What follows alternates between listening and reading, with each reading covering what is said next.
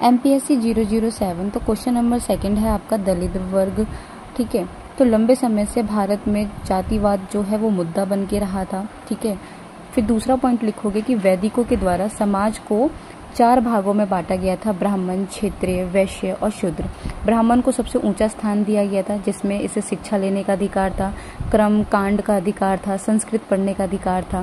क्षत्रिय को राजा बनने का अधिकार था, वैश्य व्यापार और शूद्र का काम था तीनों वर्गों की सेवा करना। ठीक है, इसके बारे में आपको यहाँ पे एक्सप्लेन करके लिख देना है। थर्ड टॉपिक में आप लिखोगे डॉक्टर भीमराव अंबेडकर, जिन्होंने भेदभाव के खिलाफ इन्होंने विरोध किया था, क्योंकि खुद डॉक्टर भीमराव अंबेडकर जो थे वो दलित समाज से आते थे और उन्होंने खुद इस पीड़ा को सहा था। फिर इन्होंने ब्राह्मणवाद का विरोध किया था। इन्होंने दलित जाति के लिए शिक्षा की बात करी थी। ठीक है, असमानता को खत्म करने की बात कही थी और इन्होंने संविधान में दलितों के अधिकारों की रक्षा की है। फिर आता है ज्योतिबा फूले। ठीक है, ये सारे टॉपिक्स आपके अपनी ही बुक से हैं। तो फिर दलित वर्ग के लिए इन्होंने आवाज़ उठाई थी, क्योंकि समाज में जो दलित वर्ग था उनके साथ काफ़ी लंबे समय से शोषण हो रहा था। ठीक है, इनको देखना से भी लोगों की जो आंखें थी वो अपने आप को गंदा मानते थे, उनको अपने साथ बैठने नहीं देते थे, उनको स्कूल में जाने की इजाज़त नहीं थी। अगर वो जाते थे तो उनको अलग बिठाया जाता था। ठीक है, अगर कोई मैदान है, खेत है, वहाँ पर उनको जाने नहीं दिया जाता था, उनको नीचे बिठाया जाता था।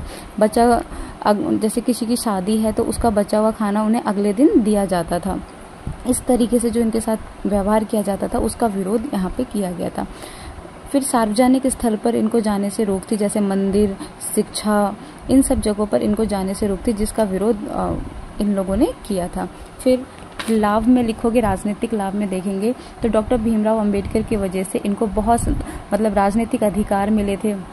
ठीक है, चुनाव में ये लोग खड़े हो सकते थे।